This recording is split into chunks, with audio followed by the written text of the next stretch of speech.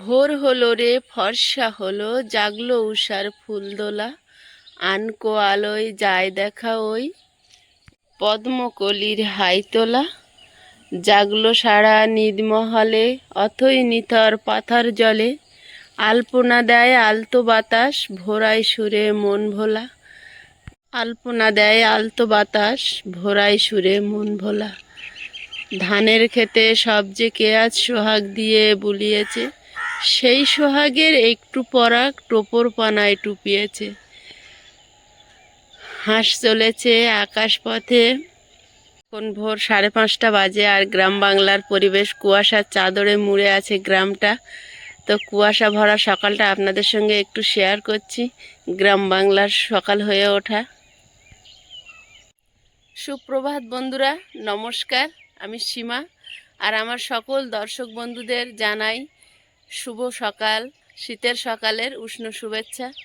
তো সকলের দিনটা শুরু হোক, শুভ হোক, শুভ দিয়ে সকলের দিনটা খুব ভালোভাবে শুরু হোক এবং শেষ হোক খুব মঙ্গলজনক। আর আজকের দিনটা কিভাবে কাটাচ্ছি সারাটা দিন, আজকে থেকে আয়ুষের পরীক্ষা শুরু হচ্ছে। তো প্লিজ পুরো পর্বটা দেখতে থাকুন, আশা করি ভালো লাগবে। আর যারা নতুন দেখছেন প্লিজ চ্যানেলটি সাবস্ক্রাইব করে আমাদের একটু বন্ধু হবেন।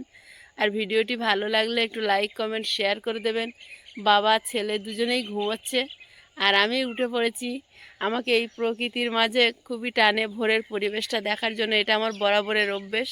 কুয়াশা ভেজা সকাল হোক বা গরমের ভোর হোক, পাখির কুজনে যে সকালটা হয় না, এটা দেখতে সত্যি খুব মনোমুগ্ধকর লাগে।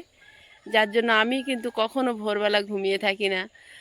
যাবো, গিয়ে ওদেরকে তুলবো, রেডি করব, আর আয়ুষকে নিয়ে ওর বাবা বেরোবে, একটু পড়তে নিয়ে যাবে, আর আমার তো কাজ শুরু হয়ে যাবে। আপনারা জানেনই তো, প্লিজ সাথে থাকুন।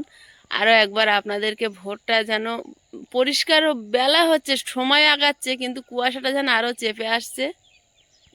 একদম নিস্তব্ধ গ্রাম, নিদমহলের এখনো ঘুম ভাঙিনি ঠিক করে। আর গ্রামটা শুধু পাখি আর হাঁস মুরগির কলতান একটু একটু শোনা যাচ্ছে। কতটা ফোনে শোনা যাচ্ছে জানি না, আমাদের কানের শব্দগোচর আসছে। তো সত্যি কুয়াশা ভেজা সকাল, আর ধানের খেতে সব যে কে আজ সোহাগ দিয়ে বুলিয়েছে, সত্যি সোহাগ দিয়ে বুলিয়েছে। আর সেই সোহাগের একটু পরাগ টোপর পানায় টুপিয়েছে। সত্যি টোপর পানাতে টুপ টুপ করে জল পড়ে। এই সময় সমস্ত ঘাসই ভিজে কুয়াশার চাদরে মোড়া আছে। আর কিছু কিছু জায়গায় না, এই যে একটা কুয়াশা, মানে মাকড়সার জাল থাকে, তাতে কুয়াশা বেঁধে সাদা হয়ে থাকে, ওই যে সেটা।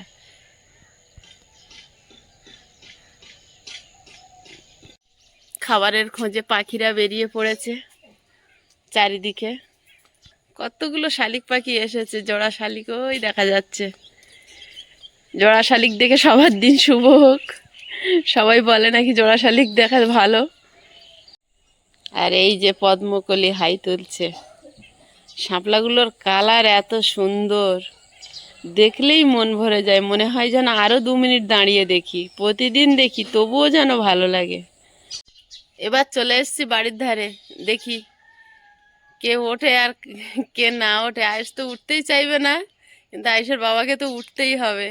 তখন ডাকি, দেখি কে কে ওঠে।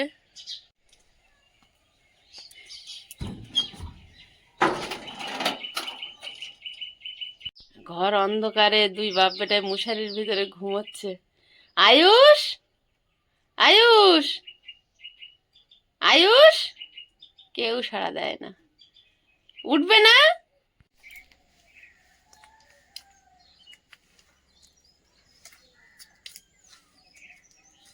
তাড়াতাড়ি করো, 9:20 হয়ে গেছে, 9:40 স্কুল। কেন বিছানা কাঁথা সেইভাবে কিচ্ছু গোছানো হয়নি? তোমার পিচবোর্ড নিয়েছো বাবু? না। আয়ুষ রেডি, চলো।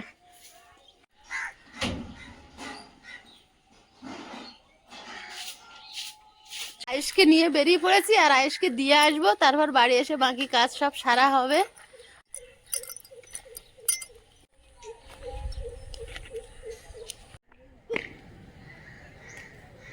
শাপলা বনের ফুলগুলো কি অপরূপ দৃশ্য নিয়ে ফুটে আছে। এখানে আসলে চোখ ফেরানো যায় না।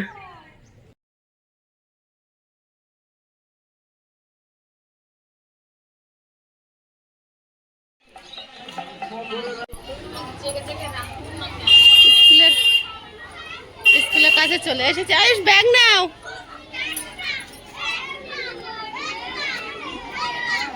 এই গেট দিয়ে যাও। ভাবছি সবাই চলে গেছে। চলো। আরে দেরি হয়ে গেছে তো বেরোতে, সময় দেরি হয়ে গেছে, তাও আয়ুষ দাঁড়িয়ে একটু দেখে নিচ্ছে। এই ফুলটা না দেখো ফুটেছে, দেখো ক্যামেরায় কতটা সুন্দর আসছে জানি না, কিন্তু দেখলেই মনে হয় 2 মিনিট দাঁড়িয়ে দেখি। একদম তুলি দিয়ে আঁকা শিল্পীর হাতে, এত সুন্দর। সম্পাদি হচ্ছে আমার সঙ্গে, প্রতিদিন স্কুলে যায়, প্রতিদিন আমার সঙ্গে ঘোরে, আবার প্রতিদিন দুপুরবেলা আমার ভিডিও দেখে আমাকে কমেন্ট করে। সম্পাদির কমেন্ট আপনারা দেখতে পাবেন, সম্পা দাস বলে লেখা আছে। গৌরব আর সম্পাদির দুজনের মুখে ছবি দেওয়া। সম্পাদির এখন যা এদিক ঘোরো, এই মুখ দেখতে পাবেন। বাবা বেরিয়েছি স্কুলে। রজত কেমন আছো? আমি ভালো আছি। তুমি কোন স্কুলে পড়ো? সোনারপুর গোলখাড়া বিদ্যা মন্দির। ও, এবার তোমার উচ্চ মাধ্যমিক পরীক্ষা না? তোমাকে আগের দিন সবাই খুব ভালো বলেছে, তুমি গুড বয়, কিন্তু ভালো করে পড়াশোনা করো। পরীক্ষার রেজাল্ট কেমন হয় বন্ধুদের জানাবে। হ্যাঁ, ঠিক আছে, যাও ঘুরে যাও, স্কুলে যাও। হ্যাঁ। আয়ুষকে স্কুলে দিয়ে আমি এসেছি আমাদের জায়গার এইখানটা। এই যে খেজুর গাছটা আপনারা দেখতে পাচ্ছেন, তো এখানটা আসলে আপনারা বুঝতেই পারেন খেজুর গাছটা দেখে। অন্য রাস্তায় খেজুর গাছ আছে, কিন্তু এই রাস্তাতে আর কোনো খেজুর গাছ নেই, এই একটাই খেজুর গাছ। পিছনটা দূর পর্যন্ত কোনো গাছ নেই, সামনেটা এই রাস্তার মাথায় গিয়ে খেজুর গাছ, কিন্তু এই রাস্তাতেই একটাই খেজুর গাছ। আর এখানে এসে দেখছি পাশে যে দাদারা ধান তুলেছিল, আজকে ধান ঝাড়াই হচ্ছে। লক্ষ্মী ঘরে এসে গেছে। এই দৃশ্য দেখতেও খুব অসাধারণ লাগে, গ্রাম বাংলার এই যে চিরপরিচিত দৃশ্য, যেটা আমরা শীতকাল পড়লেই দেখতে পাই।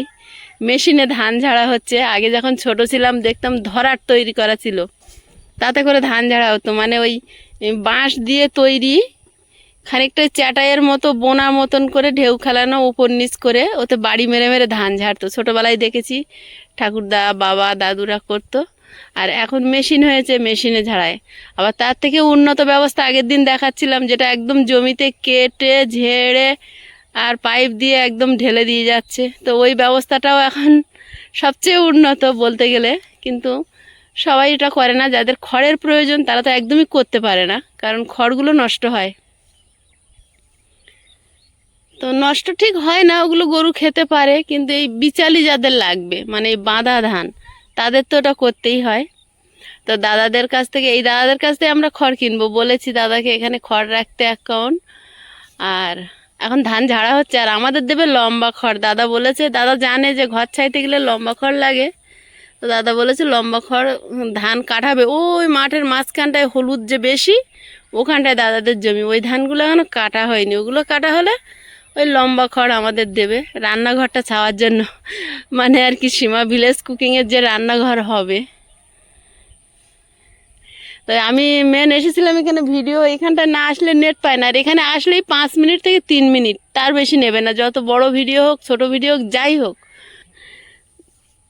এবার বাড়ির দিকে যাব, বাকি কাজগুলো সারবো। আর আজকে আয়েশকে না তাড়াতাড়ি ছেড়ে দেবে, কারণ হচ্ছে পরীক্ষা তো, 3টে সাবজেক্ট ওরাল হবে, আর একটা যে ধানগুলো ঝাড়ানো হয়েছে সেইগুলোর মধ্যে ঘুষো বা ওই খড়ের ভুসি যেগুলো থাকে সেগুলো তুলে নিচ্ছে, নিয়ে এই ধানগুলো হয়তো সরিয়ে নেবে, নিয়ে আবার ঝাড়া শুরু করবে। এই যে মেশিনের পাশে আবার ধান কাঁড়ি করছে দিদিভাই। আর আমাদের জায়গায় কিন্তু ধান কাটা শুরু হয়েছে, এই যে অল্প একটু কেটে রেখে চলে গেছে, আর ওই সাইডটা কেটেছে, ওই জায়গার মাথার দিকটা কেটেছে, আর এই সাইডটা মনে হয় সবে শুরু করেছিল, হয়তো সকালে টিফিন টিফিন করতে গেছে, একটুখানি কেটে রেখে চলে গেছে। তো ধান অবস্থা থেকে আপনাদেরকে দেখিয়েছি, আর বাড়ি করা পর্যন্ত আপনারা সাথে থাকবেন, দেখতে থাকবেন। এই জায়গাটা আজকের একটা ধান বাগান, কয়েকদিন পরে এর পরিবর্তন হতে হতে কোথায় পৌঁছায় সেটা আপনাদের সঙ্গে শেয়ার করতে থাকবো। আগামী বছর এরকম দিনে হয়তো বলতে পারবো যে গত বছর এখানে ধান ছিল, আজ আমরা এখানকার বাসিন্দা। তো সেই বাসিন্দা হয়ে ওঠা পর্যন্ত আপনারা সাথে থাকুন, আশা করি আপনাদের সাপোর্ট পেলে আস্তে আস্তে সামনের দিকে এগোতে পারবো।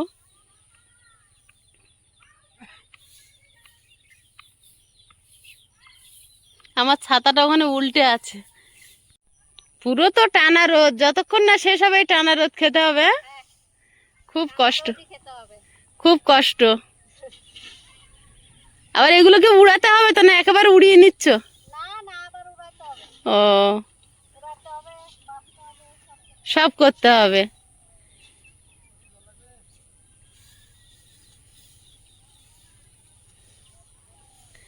এতদিন ধানগুলো এই শীষের আগায় ছিল, এখন শুধু খড় ঝাড়ানো হয়ে গেছে।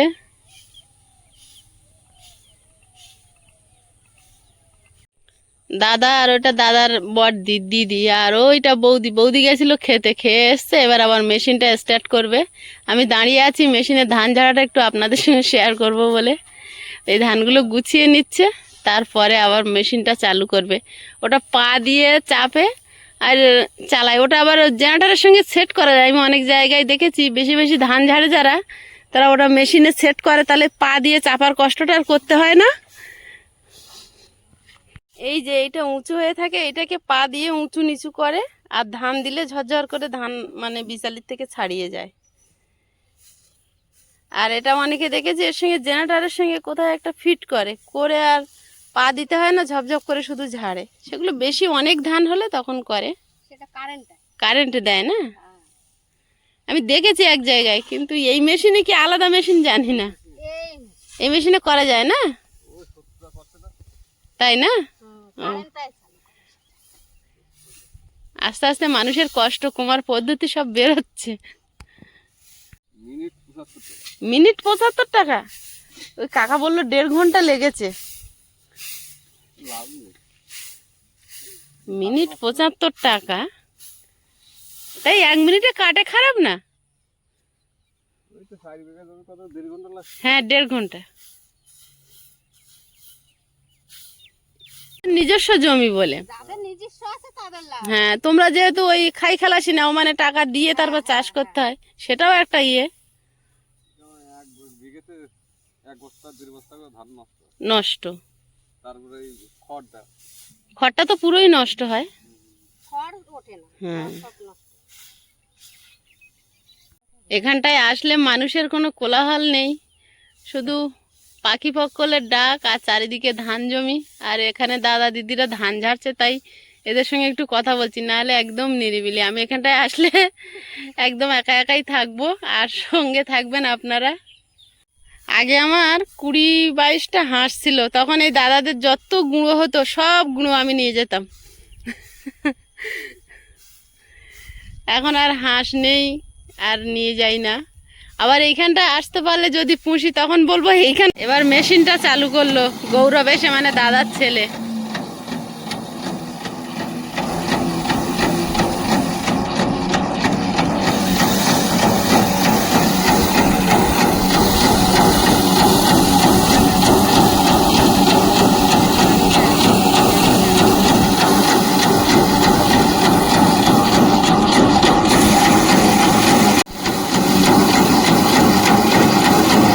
এইগুলো চশমা পরলে ভালো হয় বলো, ধান বড্ড ছিটকে চোখে লাগার ভয়।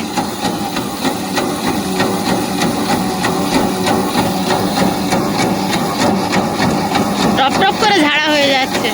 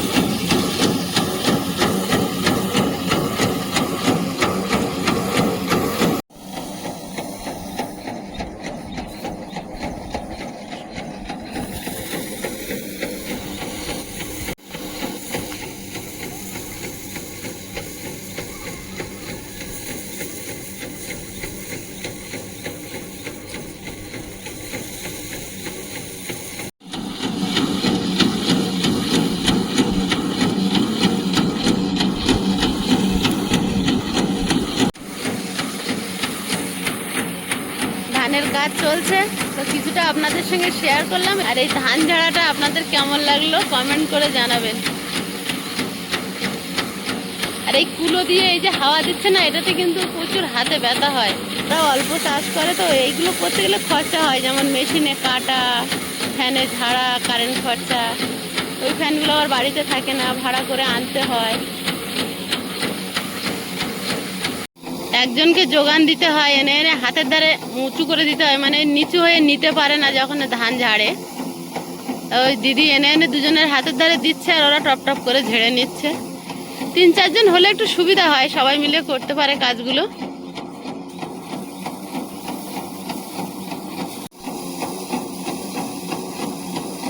এই যে পাঁজা মেরে মেরে আনায়, হাতের এই যেগুলো ফাঁকা থাকে ওগুলো খুব চুলকায়, খড় লাগলে জ্বালা জ্বালা করে।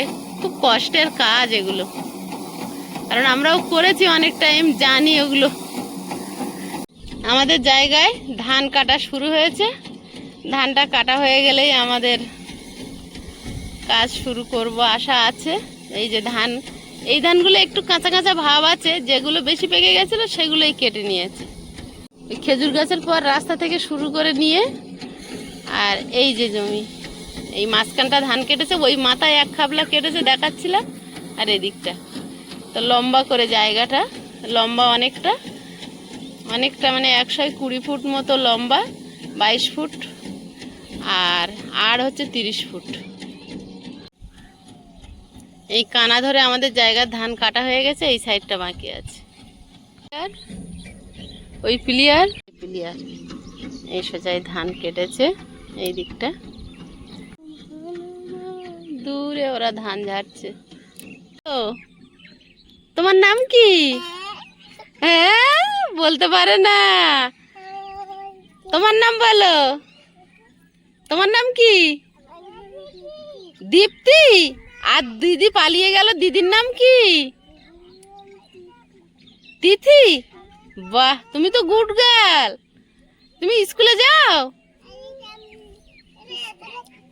হ্যাঁ, কবে? এক্ষুনি এসছো? মা খাবার নিয়ে আসছো? তোমার স্কুলে খাবারও দেয়? ছাতু দিয়েছে? আমাদের স্কুলে জানো তো কিচ্ছু দিত না। নাম কি বলো? হ্যাঁ, আরশি কয়াল। তুমি কোন ক্লাসে পড়ো?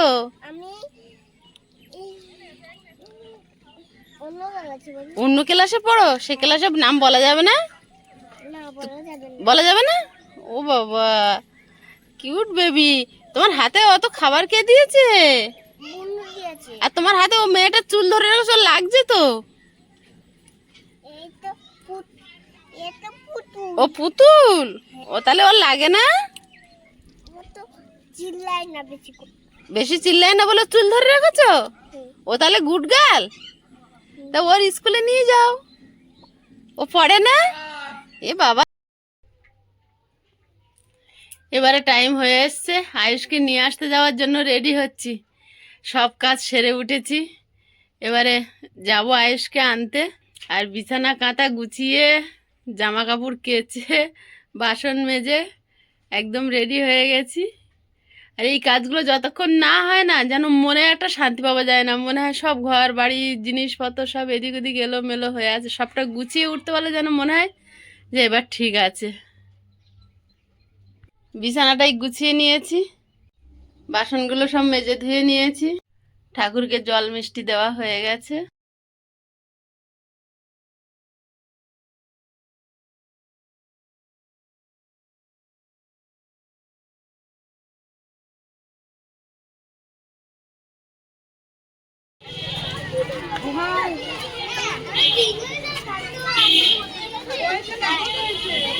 বেরিয়েছো?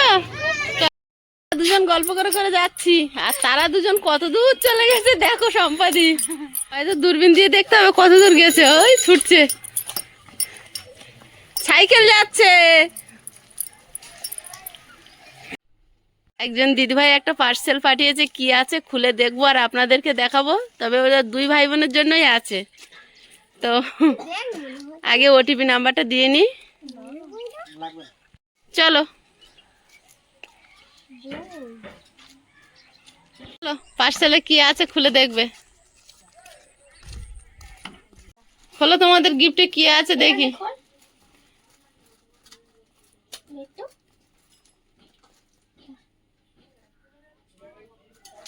আয়ুষ আর মুনের জন্য এই বইগুলো পাঠিয়েছে বালিগঞ্জ কসবা থেকে মন্দিরা মজুমদার। থ্যাংক ইউ দিদিভাই, আপনাকে অনেক অনেক ধন্যবাদ। আমাদের প্রণাম নেবেন আর আশীর্বাদ করবেন, ওদেরকেও আশীর্বাদ করবেন, ওরা যেন অনেক বড় মনের মানুষ হয়। আপনার এই উপহার ওদের খুবই পছন্দ হয়েছে। দুই ভাই বোন কত টানাহেঁচড়া করছে দেখুন। হ্যাঁ, বই আছে ওর ভিতরে। মুন দিদি, বড় মুন দিদির হাতে দাও না, বই কেটে ফেলবে তুমি।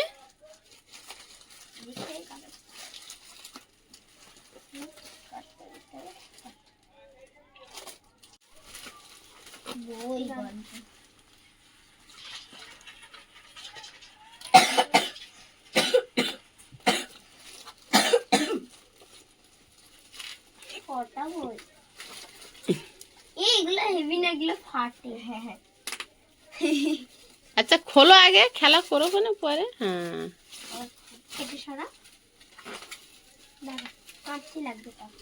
সর সর, হাত ছাড়া, কেটে লাগলো আর কেটে গেল। সর, এবার আমি করি, তুই ধর। অনেকটা আছে এটা, এই হেভি ফাটানো যাবে। আরো আছে, দাঁড়া এইরকম হবে, এটা নিজে নিজে কাটতে হবে। এত প্লাস্টিক তো প্যাকেট করা, তাই না? ওয়াও, কতগুলো বই। কি আছে? আবল তাবল তাবল। ওটা আয়ুষের, তুলে নাও। সুকুমার রায়। হ্যাঁ, মুনের আছে প্রফেসর শঙ্কু। আন্টি কি লিখেছিল? আসেনি মনে হয়, দুবারে আসবে, একদিনে আসেনি। আজকে 4টে এসছে আর 4টে আসবে। ওতে কি কি আছে? আর এগুলো দুজনে মিলে পড়বে, ভাইয়ের আর তোমার বলে কিচ্ছু নেই, ঠিক আছে? বলেছে তোমাকে দুটো দিতে, কিন্তু সব দুজনে ভাগ করে পড়বে, যে যখন যার ইচ্ছা হবে পড়বে। বলছে এইটা কার? ওই তারিণীর কীর্তি না কি একটা আছে, বইটার নাম দেখি। তারিণীর খুড়োর। তারিণী খুড়োর কীর্তি, হ্যাঁ, ওটা তোমাকে পড়তে বলেছে। আর এটা প্রফেসর কপাল। হ্যাঁ, প্রফেসর শঙ্কু, হ্যাঁ ওইটা তোমার। এই দুটো? হ্যাঁ আর ভাইয়ের দুটো এসছে, আমার দুটো এসছে। হ্যাঁ, আর রাত 4টে আসবে ভাইয়ের। এইগুলো এখন কিন্তু খুলবে না দুজনে, ঠিক আছে? এই পরীক্ষা হয়ে গেলে দুজনে পড়বে। Thank you aunty. ভাই এখন মনে হয় সব বই দুজনে পড়ে ফেলবে। এই গল্পটা হেবি না? ধুমলা। বন্ধুরা, আগামী পর্বে দেখা হবে। ভালো থাকবেন, সুস্থ থাকবেন। নমস্কার, টাটা। নমস্কার।